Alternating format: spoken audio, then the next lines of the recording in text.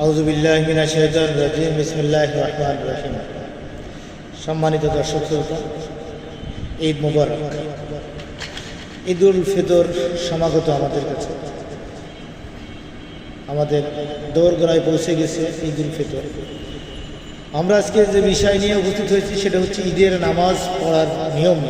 আমাদের সমাজে অনেকেই আছে, আসলে ঈদের নামাজটা বছর ঘুরে আসার কারণে অনেক শিক্ষিত মানুষও ঈদের নামাজ পড়তে যেয়ে ভুল করে ফেলে।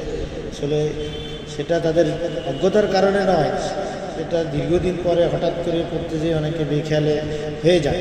তা এটা আমরা আবার স্মরণ করে দেওয়ার জন্য আজকে উপস্থিত হয়েছি কীভাবে ঈদের নামাজ পড়তে হবে। আমরা সংক্ষেপে একটু ব্রিফ করব ঈদের নামাজ কীভাবে পড়তে হয়। শুরু করছি আজকের ভিডিও। সম্মানিত দর্শক শ্রোতা, ঈদের নামাজের শুরুতেই আমরা যে তাকবীর দেব, ঈদের নামাজ আসলে 6 তাকবীরে আমরা বাংলাদেশের ইমাম আবু হানিফা রহমাতুল্লাহ আলাইহির অনুসারে যারা 6 তাকবীরে অতিরিক্ত 6 তাকবীর দিয়ে পড়ি, তো সেই 6 তাকবীরের নিয়মই আমি বলছি। শুরুতেই প্রথমে তাকবীর দিয়ে আল্লাহু আকবার বলে আমরা হাত বেঁধে আমরা সানা করি। এরপরে আল্লাহু আকবার বলে আমরা হাত ছেড়ে দেব, আবার আল্লাহু আকবার বলে হাত ছেড়ে দেব, আবার আল্লাহু আকবার বলে হাত বাঁধব।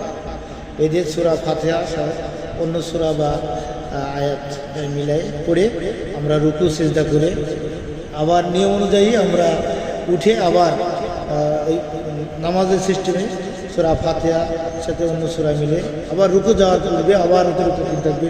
আল্লাহু আকবার বলে হাত ছেড়ে দেবো, আবার আল্লাহু আকবার বলে হাত ছেড়ে দেবো, আবার আল্লাহু আকবার বলে হাত ছেড়ে দেবো। এবার চতুর্থ তাকবীর আল্লাহু আকবার বলে রুকুতে যাব, সিজদা করব। এভাবে শেষ বৈঠক করে সালাম ফিরে নামাজ শেষ করবো ইনশাল্লাহ। এই সংক্ষিপ্ত ব্রিফে আমরা ঈদুল ফিতরের নামাজ বা ঈদুল আজহার নামাজ যে ঈদের নামাজ এইভাবেই পড়তে হয় আমরা ব্রিফ করলাম। আল্লাহ আমাদের সকলকে সঠিকভাবে নামাজ আদায় করার তৌফিক দান করুক এবং ঈদের আনন্দ সকলকে ভাগাভাগি করে নেওয়ার তৌফিক দান করুক। আখির দাওয়ানা আলহামদুলিল্লাহি রাব্বিল আলামিন। আসসালামু আলাইকুম ওয়া রাহমাতুল্লাহ।